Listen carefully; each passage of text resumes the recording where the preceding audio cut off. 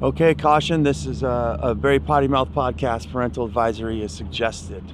Deconstructing the manual to life today.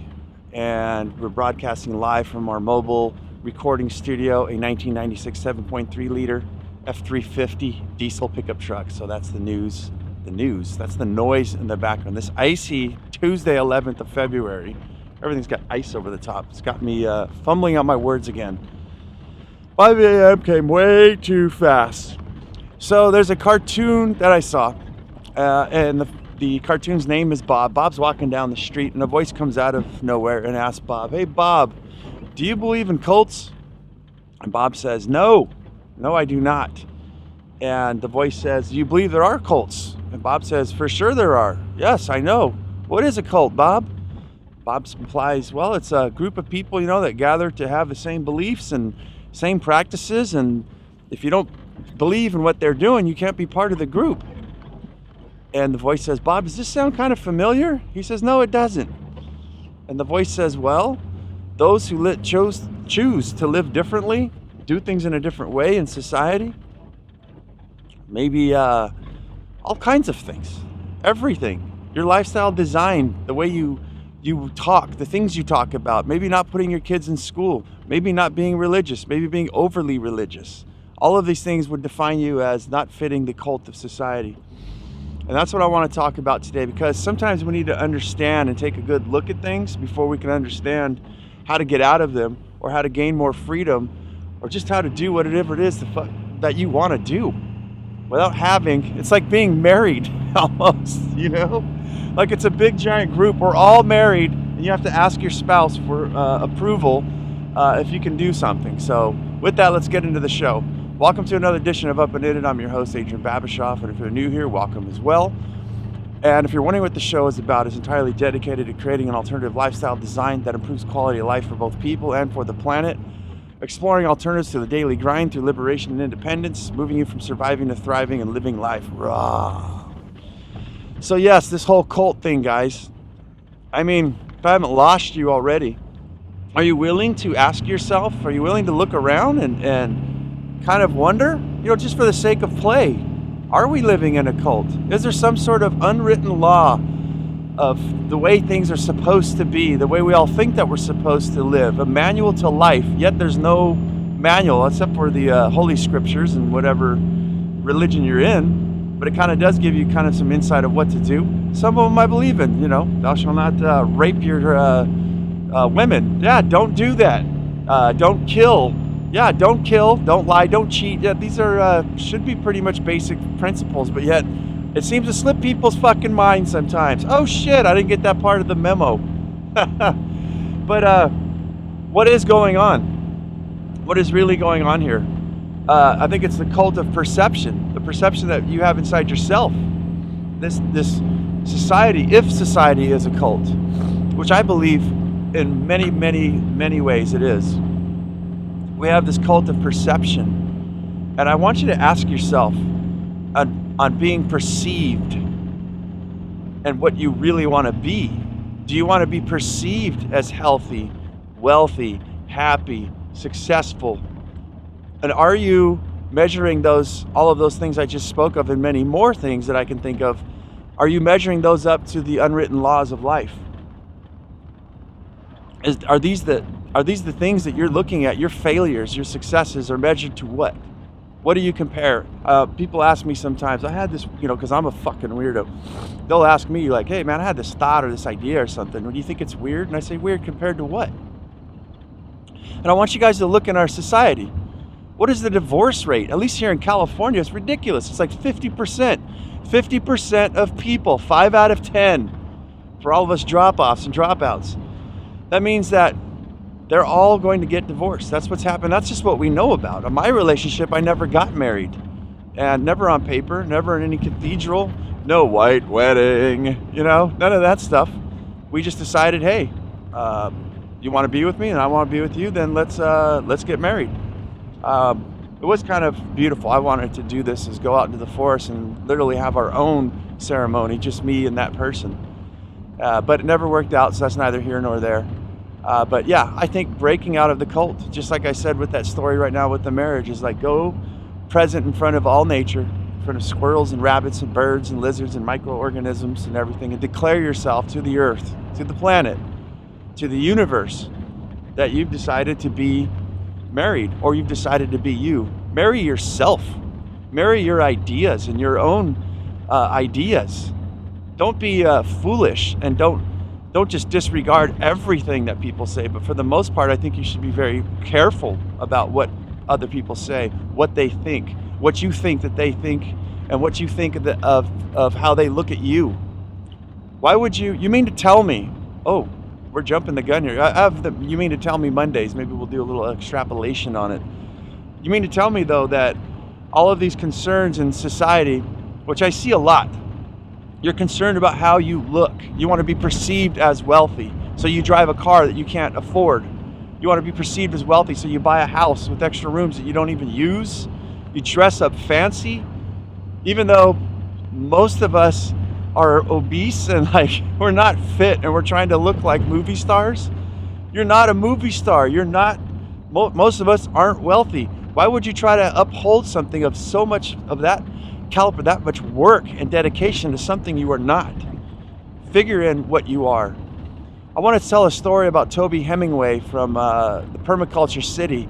He passed away with us, I think last year or 2 years ago, I can't remember. And in his honor, one of his lectures I was listening to about a week ago was about the wild people and about the wild things and the domestication of human beings and agriculture, how agriculture came to be. Now this ties into lifestyle design. It was sooner or later that we started to fence things off. And actually the true definition of a landlord, I think what it was, a lord, was a keeper of grains, the keeper of grains. And it was the landlord. It was like a bank, right? That's where the definition in English came from, landlord. It actually means, I think it's in England.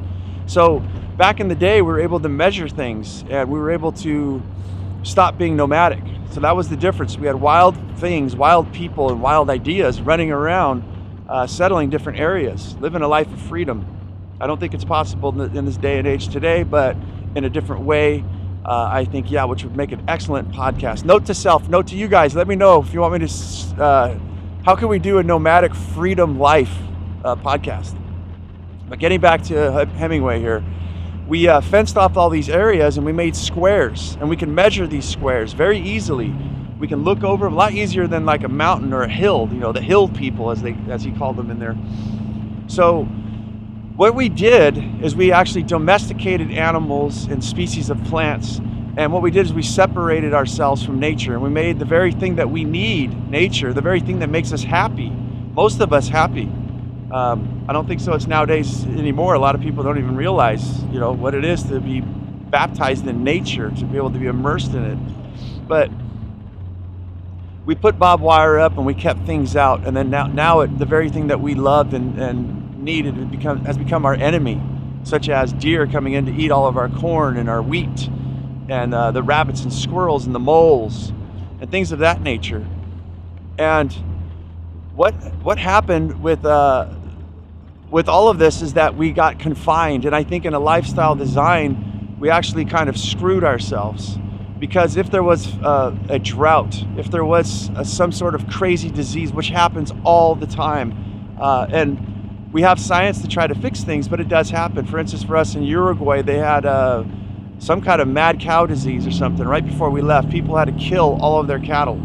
It was horrific. And there's a lot of people rely on these things. So you look at what we've done is fenced everything off, squared it all off, and contrast to the wild things, the wild people with the wild ideas. If there was a drought or any kind of catastrophe, the wild people were able to relocate. In fact, they had lots of different areas. There was always something, as Hemingway says. Do I think that it would be an easy life? No, not as easy, but the point is, I do agree with him, there's always sustenance somewhere.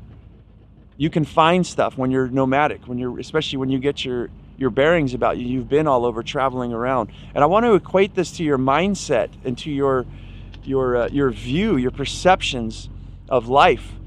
I think that have we been brainwashed through public education, some instances of religion, of science, of just society in general, of following rules. Now, I'm not picking on, well, I guess I'm picking on public education and a little bit on religion, but I have no, if you like it and it's working for you, I think that's fantastic. And I think it does all of that, as I said earlier in the podcast, has a place for certain type of people. But if you're the type of person that it doesn't make sense, and you come to the right place. But regardless of any of those things, just to take a look, have we been brainwashed? Are we measuring ourselves up to impossible figures of things, especially when you hear all the good stuff and never the bad stuff? You don't see what people had to go through. Then you end up feeling like shit. Well, why don't I have that? Well, did you do what that person did? And do you want to have more freedom? Who do you think's holding you back? That's on the same token too. I see people, the government sucks, it's controlling us, there's nothing you can do. Is that true? Is that 100% true? I know people right now who are van dwellers, and they're moving around being nomadic, they're doing different shit. I know people who are teaching themselves different shit, their own kind of things, and they're making life. I know people who drive Ferraris who never went to high school. Well, I only know one. So what are we protecting? As Hemingway said as well in the fields, is you would protect your sustenance with your life, like your farm. You will shoot wolves, you will shoot grizzly bears, you'll shoot deer, you'll shoot other people. Back in the day, if somebody was ripping you off, picking up all your harvest, you would defend it to the death. That's what the food comes for your society. Now we look at indigenous peoples, even right now, the ayahuasqueros and stuff like that, the witch doctors in the Amazon, and these Indians who they're chopping down their forests, and they believe in all the medicines and the foods and their way of lifestyle, and they're willing to fight to the death to save these things. So on your ideas, on your thoughts, which way is right, which way is wrong? Could they both have a place? Not having to square things off, or to be a nomad, to be a wild thing, a wild person with wild ideas? Where are all the new things, the breakthroughs in science, art, beauty, thought, philosophies everywhere? Coming from wild things, wild people who live basically, metaphorically speaking, as a hill person, as a mountain person, out in the wild of all possibilities. How many people in this cult of society actually retire successfully? Look around you, do some numbers.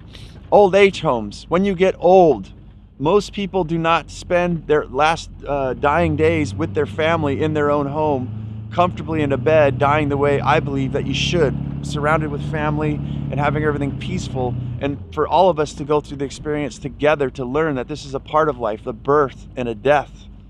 Everything will be birthed. You've been birthed. New plants and animals, ideas, everything, and then things will die.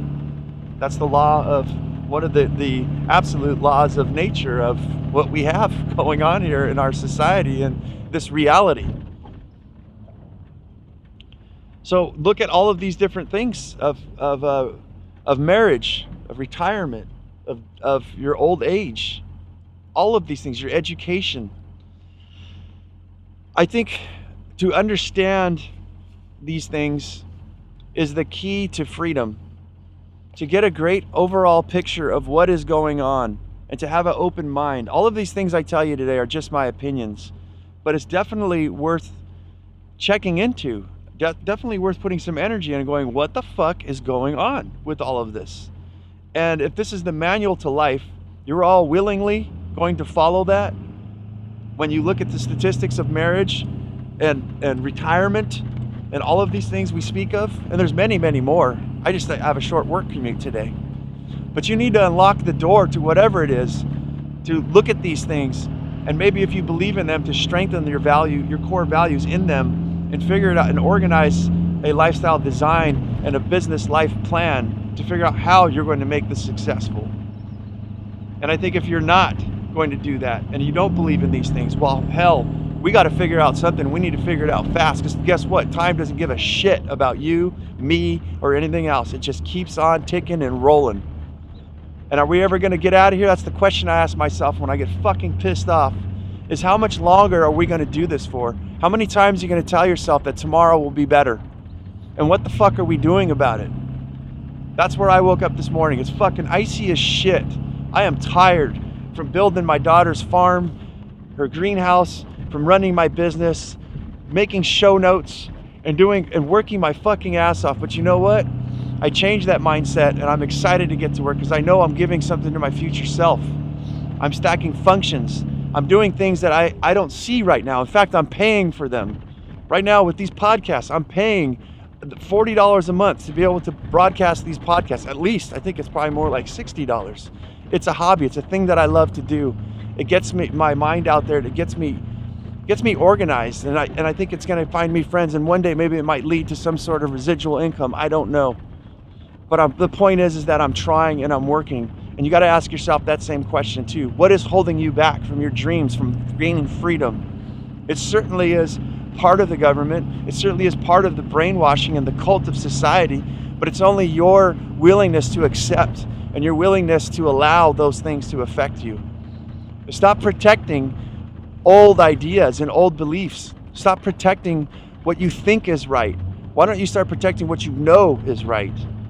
Why don't you take a good look? Take a good look around you, at yourself first, and at the people and the societal systems and things all around you, and figure out what it is that you're going to do and start doing it. Take one day at a time, one foot in front of the other.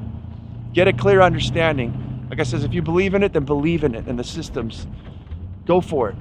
If you don't, create your own. That's what I'm doing. And that's the whole message of this show. And I'm going to prove it to you guys. I'm your ambassador to freedom, to independence, to respect, to self-openness, to mind magic. That's the show, guys. I hope you enjoyed.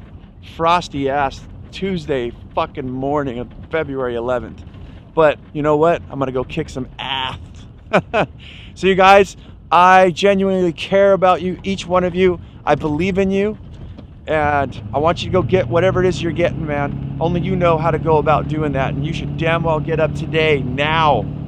If you're on your way to work, when you get home, or on your lunch break, every free spare moment you have, chisel your way out of the prison and into the prism of all possibility.